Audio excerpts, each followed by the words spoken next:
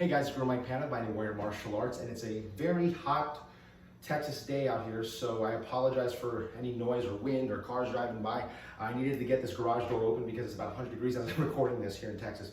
But I want to talk about the jump rope today. All right, this is actually a jump rope that I featured in a recent video. If you guys go back maybe 2 videos ago, I filmed the video in a hotel room while I was on the road in Houston, Texas, talking about my Filipino martial arts hotel workout routine. And this is actually one of the items that I told you guys in the video that I actually bring with me everywhere. So I brought a jump rope pretty much everywhere I've traveled throughout the world. When I was on my honeymoon with my wife several years ago, I brought a jump rope. When I visited the Philippines or I visited Tokyo, I had a jump rope with me. When I was down in Houston or I traveled all over the country, I always have a jump rope with me.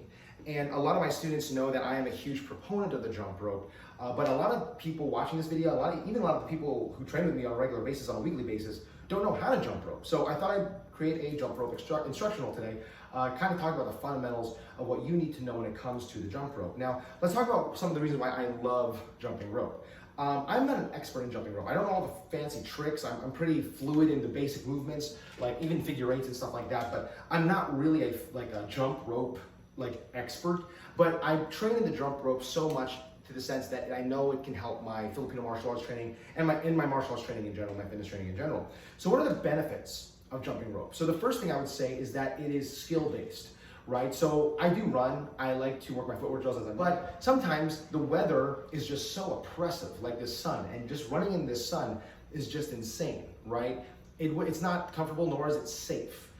Many times. So I'll prefer to stay in a shaded area like my garage here, my training center here, and I will actually jump rope in my garage and work my footwork drills in the garage. The jump rope, again, is skill-based, so it requires skill, right? Martial arts also requires skill. So using a skill-based implement helps me develop the coordination, the skills that I would need to fight effectively with a weapon or even without a weapon, right? The motions that you'll find when you're whipping this jump rope around, and I'll just do a very basic jump here. I'm not going to adjust the camera yet, but when I'm moving my feet here and I'm whipping this around, if you notice, my hand is moving at the same time my feet are. So I'm developing a high level of timing and hand-eye foot coordination all at the same time by whipping this around. And what's really neat about this is that the grip that I'm using here, right, is not very different or not much different than when I'm whipping a stick around. Okay, or whipping a blade around. All right, it's very similar. So I feel like my body is recognizing that grip, is recognizing that motion. And so again, this is a skill-based implement. Now, it's also a very frustrating implement. If you're not really in shape, or maybe jumping rope or just working out in general is just new for you, jumping rope is gonna be very frustrating in the beginning. You're gonna find yourself getting upset because you're tripping over the rope all the time. Again, it takes practice. But once you understand the basics and once you get the hang of it, it's addictive and you don't want to stop doing it, okay? So now that I went over the benefits, let's talk about measuring the rope. Now this is where people get really caught up. So I've gone to gyms that they have like the jump ropes just hanging down on the wall, and then people are like, just jumping rope and they're wondering why it's hitting them in the leg, or sometimes it's so big and they're whipping the jump rope like this with straight arms because the rope is so darn big. You want to make sure the rope is the right size for you, right? All right, so I've actually angled the camera down so you guys can see. You probably can't see my head right now, but you can see my legs, my feet, and the jump rope, okay, and my chest. And this is really important because I'm going to show you how to properly measure this jump rope to your height and your body type. So what I'll do is it usually comes very, very long, right? And if you see here, it actually is adjustable. I've actually snipped off some of it. I dragged some through. I snipped off some length of rope to make it shorter because it was super long before. But now, once you get it to the adjustment and the right length that you want, and how you figure that out is this. You basically take the middle, you get the handles, okay? You put the center of the rope on the floor, you step on it, and you give it a pull. Now if you notice here, and notice I'm kind of like a slight forward stance lunge position. Now if you notice, both handles should come square into the center of my chest, where my sun logo is right here, okay? And I find that this is actually the best length for it, because it's long enough to comfortably move around, but it's also short enough to go right underneath my feet, as you're about to see right now. So all I gotta do is just basically go through the basic jumps, and it just kind of floats right above the ground, kind of grazes the ground a little bit, but it goes right underneath my feet, okay? And it's just the right length. So again, if all you want to do is measure it, you want to measure it first of all, right? So the thing you do, just to repeat, take any foot, either right or left foot, step on it, go into a slight forward stance lunge position, get those handles and bring it to your chest like so. Okay, as long as it comes to the center of your chest, you are at the right length. Okay, that's the perfect length for the jump. So I made the camera angle vertical so you can see my full body as I'm demonstrating the fundamentals of jumping rope. So here we go. So first thing I'm gonna do, I'm gonna grip it, and the grip that I like to use is almost like this thumbs over grip. I find it keeps my grip a little bit more nimble, a little more loose, a little more natural. If I grip it too tight, it's almost like holding a weapon too tight. You get too tense and you get gassed out, you get tired. So I recommend a nice loose grip. I like to put the thumbs here, it gives me a little bit more control, and that allows me to manipulate the rope in different directions, okay? Now, one thing I'm gonna do first, I'm gonna get the basic jump, and this is how I want you to start, okay? So you're gonna take the rope just like so, in the beginning, and all you're gonna do is simply bring your hands out just a little bit past, I wanna say this feels about maybe 12 to 13 inches right here, maybe 12 to 13 inches. So the bases, the puños of these handles are maybe 12 to 13 inches from my hips, okay? I'm just gonna bring it out like so. And all I wanna do is just practice on hitting my feet. I know that sounds kind of weird, I'll explain why. So what I'm trying to do is just get the motion first and step over it. This is actually how I learned how to do it. So I simply, when I was a kid, I just kept hitting my feet. And it looks kind of silly, especially when you're in a gym. People are gonna be wondering what you're doing. But if you're new to this is actually the best way to get started. All right, so what I'm trying to do here by hitting my feet is I'm trying to create a timeline, right? Where it goes over my back, over my shoulders, over my head, and then it makes its way to my feet. So again, I'm just trying to create that timeline. And I'm teaching my body that timing, okay? Now, once I feel I got that, and I know and I have a sense of when that timing is gonna hit my feet or that rope's gonna hit my feet, I simply take a hop, and then I stop, right? Get that groove again, and then I stop. Now, you're not gonna get a huge workout from this. This might not even feel like you're getting anything done, but all that's happening is I'm simply creating that timeline. That's all I'm doing. And I hit you in the back of the head like you just saw me do, right? Happened to me just now. But it's just a good way in the beginning to start, all right? Now, when you get really good and you kind of feel like, oh, that's the timing, you just kind of let the rope kind of do this. If you notice, it rotated twice there, right? So I went underneath you once and went over again, hit me in the feet, okay? And you get that momentum, you get that timing, and it's going underneath and over, underneath and over. And then you can work up to 2 jumps.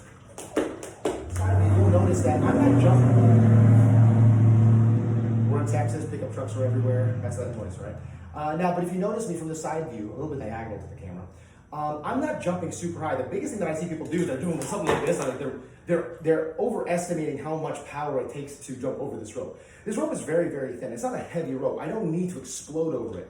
All I need to do is simply go from the balls of my feet and let it pass me. That's it, and it's only this much space. So don't overthink it. Don't think you have to jump over a car, to get this done.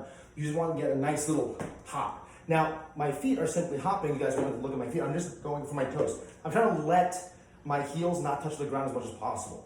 That's all I'm gonna do in the beginning, right? So, from here, I get that timing, and I simply hop and let it go. Hop and let it go. Then if I wanna work up the 2 jumps, same thing.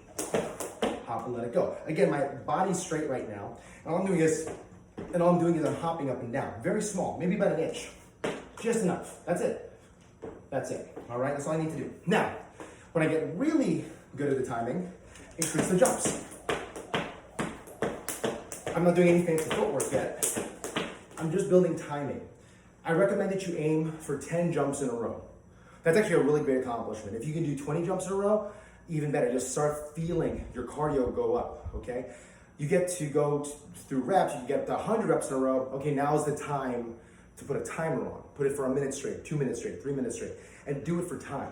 All right, this is what boxers have been doing for decades, for centuries. It's a very, very effective way of building cardio and coordination and timing all at the same time. All right, so now let's talk about some of my favorite footwork patterns with this. And again, only do this once you can successfully do this for time, right? The basic jump, this is the basic jump. You wanna start with this, all right? Now, once you get good at this, there's several other jumps you can do. I like to do what they call the scissor step, right? So if I go sideways, you see me, right? One foot's going forward, one foot's going back. So if I add the rope into that, and again, I just get that timing down. All right? That's one of my favorites because when I'm moving, with a weapon or without, okay, it mirrors that kind of lunging motion that I'll often do when I'm fighting, okay? One of my other favorite ones is the lateral step, okay? So all I'm doing is I'm going side to side. So again, I'm not jumping high, I'm simply jumping side to side, just a little bit. Okay, this is really good for training that lateral movement when you're fighting. Okay, it's also a really good workout. You can hear my cardio going up as I'm recording this and jumping at the same time. So, once you get those down, all right, you can start running a little bit. Just get a running pace. So every single time it hits the ground, my knee comes up, one knee comes up, alternating. Notice I'm not swinging my hands super wide. It's a small motion, all right? My motion I'm basically drawing a small circle with the handles of my jump rope. That's essentially what I'm doing. So from the side view, you have your standard jump, you have your scissor step, lateral, and you can run. All right? So those are the basic ones that I like to work the most. I'm not the best jump roper. Is that a word? I don't know if that's a thing, but I'm not the best jump roper out there. I simply like to work on basic movements and then integrate that into my martial arts training. So I'll typically I'll jump rope for a minute, hit the bag for 2 minutes, jump rope for another minute, hit the bag for 2 minutes, work my martial arts moves. And I find that really helps mimic the effect, that cardio effect of fighting. I'm moving on my feet, moving my hands at the same time, hitting really hard, moving around the bag, and so forth. And I can do that with a weapon or without a weapon. But that's how I like to do my cardio more often than not. So if I ever have some time to myself, I can actually take the multiple footwork patterns that we just worked on, and I can actually just kind of throw them all together in a sequence for fun. So I'll just have some fun with it. So.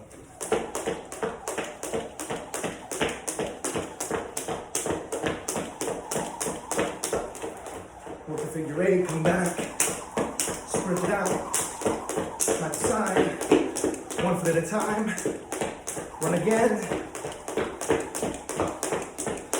1 foot at a time again,